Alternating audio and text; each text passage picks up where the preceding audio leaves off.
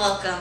This is What the French Toast News, your leading report on today's cults. It is December 22nd, 2012, and welcome to the Cult News. Today we are focusing on the Ruby Jew cult. This popular cult has risen rapidly since the beginning in 2009. From an innocent high school project to today's massive cult, this is the life of the Ruby Jews.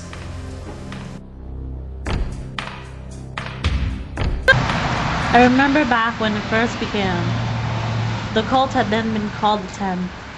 An innocent high school project used to challenge to better the lives of students, to prepare them for the future. Yes, Josh Rubenstein had been awkward, a little crazy, but I wouldn't say insane.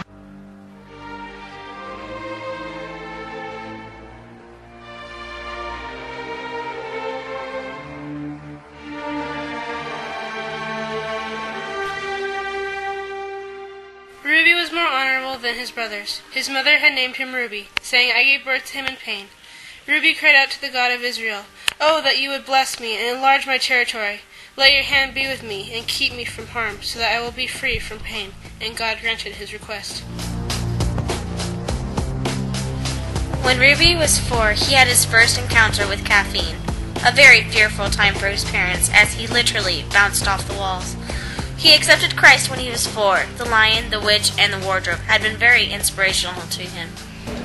The tent had sounded like a wonderful opportunity, a chance for me to separate myself from the TV, spend more time on doing what was important.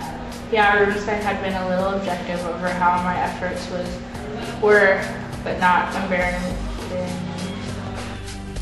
It had all started here, an inspirational mural, an intimidating whiteboard, and an ever-present headless clown. The lighting was always dim, but never suffocatingly dark.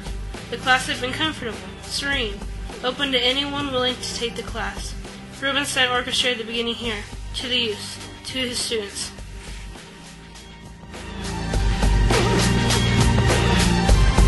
When first given the 10 package, we were made to feel as if it were a society, a group of people above all others who refused to join.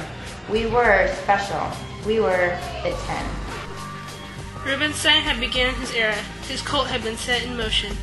Many people joined within the first days, adding their ranks to the ever-growing recruits. Many enjoyed their newfound freedom from the TV, internet, and the newly discovered pride of finishing and doing what they didn't think they could. Rubenstein had given them a sense of pride that they wouldn't have found had they not joined the 10. The 2009 to 2010 school year came to a close, but the graduating students remained loyal to their 10, going out to tell their new friends and others of their experience in the 10. The 10 moved quickly, gaining many members and requiring more space and a new name, the Ruby Jews.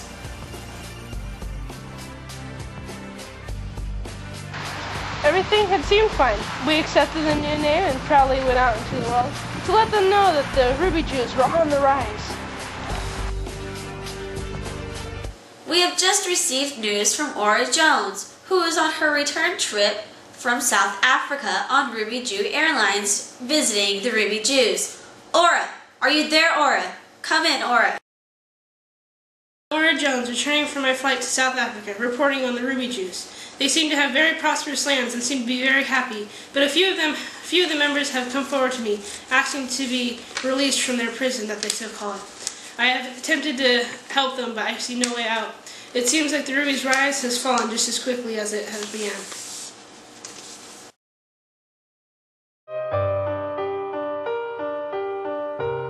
Everything began to unravel when the first lawsuit came in. Members began questioning the cult and their leader, trying to understand how something so innocent had turned in such a direction. Rubenstein, he began to demand that we bring him St. Starbucks coffee.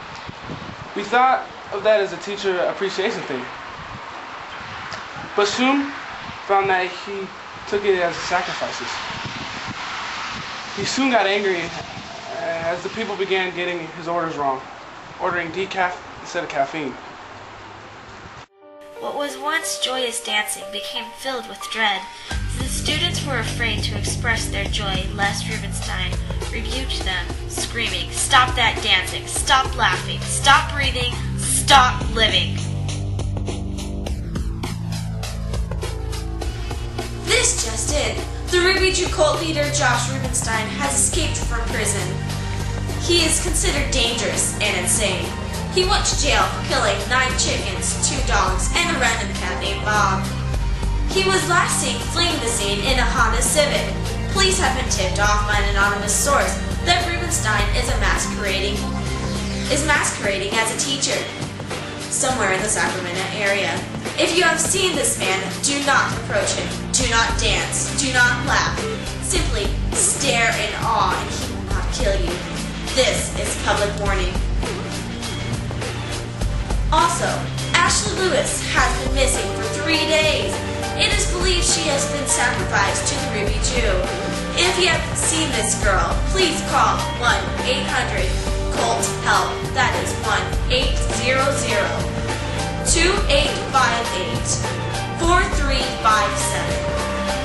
Now back to your scheduled program. So how do you feel about the rumors about the coffee sacrifices? There's been rumors going around that your students have been offering you these sacrifices from Starbucks and stuff like that. How do you feel about it? At this time, I can neither confirm nor deny that students bring me gifts. I'm sure you understand legally there'd be issues with that. Well, is it true that you just recently escaped from jail? That also is something that's covered by the Non-Disclosure Act that all teachers sign when we begin teaching at Bradshaw Christian. So you admit that you're a teacher? I am a teacher, that's correct. Yes, here at Bradshaw. Mm-hmm. So what is the main point about the 10? You created this for the students, right? It is for the students to be a support, but also more than a support. I want them to be a family. So how do you feel about the 10 possibly becoming a cult?